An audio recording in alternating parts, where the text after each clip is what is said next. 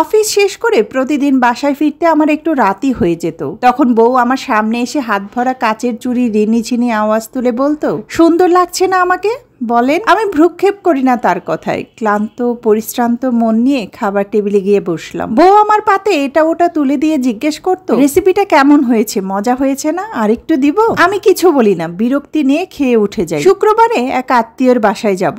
বউ নতুন শাড়ি পরে আমার কাছে জানতে চাইলো এই শাড়িতে মানাচ্ছে নাকি চেঞ্জ করব। আমি তাকে পাশ কাটিয়ে অন্য রুমে গিয়ে বসি। খোপায় একগুচ্ছ বেলি ফুল গুজে দিয়ে আমাকে বলতো, দেখুন বেলি ফুলে খোপার সৌন্দর্য দ্বিগুণ হয়ে গেছে না? আমি তাও নিরুত্তর, না শোনার ভান করি। ড্রেসিং টেবিলের সাজসজ্জা, শোকেসের কাচের জিনিস, ড্রয়িং রুমের কাচের কর্নারটা নতুন করে গুছিয়ে নিত। পরে আমাকে জিজ্ঞেস করত, দেখুন না জায়গা বদলে দেওয়ার ফলে ফার্নিচারগুলো কি সুন্দর, কি নান্দনিক লাগছে, তাই না? আমি মনে মনে ক্ষেপে যাই, কিন্তু তাকে কিচ্ছু বলি না। এভাবে সে সব সময় আমার কাছ থেকে প্রশংসা কুড়াতে চাইতো, খুব চাইতো। তার কোনো কিছুই আমার খারাপ লাগতো না, কিন্তু কেন জানি মুখ ফুটে তার সামনে বলতে পারতাম না। আসলে আমার কাছে এসব বলা কোনো গুরুত্বই পেত না। তার এইসব আমার কাছে বাড়াবাড়ি আর খুব বাচ্চামো মনে হতো। একদিন সে কয়েক রকমের ভর্তা তৈরি করলো আর মুখোমুখি চেয়ারে বসলো। বলল, কোন ভর্তাটা বেশি টেস্টি হয়েছে, শুটকির, লাউ পাতার না কুচো চিংড়ি? আমার কাছে তো তিনটাই সেরা, জাস্ট ইয়াম্মি। ভর্তা হলে আমার আর কিছুই চাই না ভাই। তার কথায় আমি মনে মনে তার উপর রাগ হই, ভার মুখে ভাত খেয়ে উঠি। সে আমার পিছু পিছু বেডরুম এলো, অভিযোগ অনুযোগ মিশিয়ে আহ্লাদি ঢঙে বলল, আপনার জন্য আর অতিরিক্ত কিছুই করব না। নিজ থেকে তো কোনোদিন ভুলেও আমার কোনো প্রশংসা করেননি, না সাজের, না কাজের, না রান্নার। তখন আমার মেজাজটা চড়ে যায়। হাতের কাছে থাকা ফুলদানিটা সজোরে মেঝেতে ছুঁড়ে ফেলি। ক্ষিপ্ত গলায় তাকে বলি, এই তুমি কচি খুকি, নতুন বিয়ে হয়েছে তোমার, কিসের প্রশংসা করব? রান্না করা, আসবাবপত্র গুছিয়ে রাখা, বাহিরে যেতে নতুন শাড়ি পরা, ফুলে চুলে দেওয়া, এগুলো নর্মাল কমন বিষয়। এগুলোর জন্য বাড়তি প্রশংসা করতে হবে কেন? বউ স্তম্ভিত হয়ে যেন জমে যায় বরফ খণ্ডের মতো। মনে হয় তখন সে একটা নিঃশ্বাসও ফেলেনি আমার সামনে, অন্য রুমে চলে গিয়েছে। সেদিনের পর হতে সে কোনোদিন আমার সামনে আর রান্নার বা অন্য কিছুর প্রশংসা শুনতে চায়নি। ভুলে গিয়েছে হাতে ভরা চুড়ি পরতে, চুলে ফুল দিতে, নতুন শাড়ি পরতে, ঘুরতে যেতে, হরেক রকমের ভর্তা তৈরি করতে।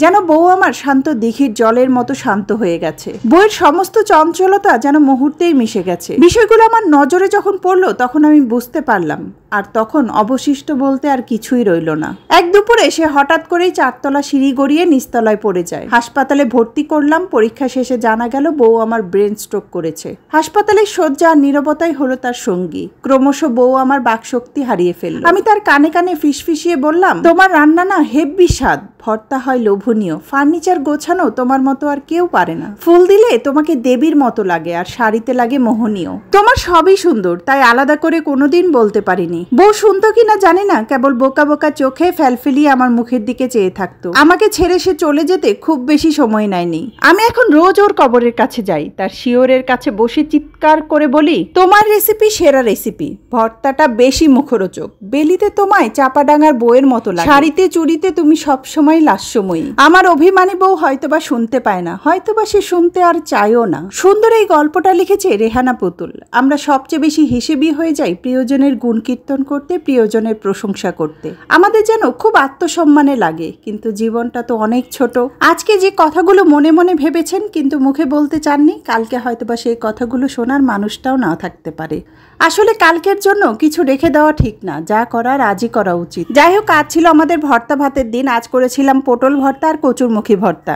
দুটো ভর্তাই অসম্ভব মজার হয়েছিল, গরম ভাতের সাথে জাস্ট অসাধারণ লেগেছিল। তো ভিডিওর একদম শেষে চলে এসেছি। তো আজকের ভিডিও থেকে এখানেই বিদায় নিচ্ছি। এতক্ষণ সাথে থেকে পুরো ভিডিওটি দেখার জন্য সবাইকে ধন্যবাদ। কথা হবে নতুন কোনো ভিডিওতে, সে পর্যন্ত ভালো থাকবেন সবাই। আল্লাহ হাফেজ।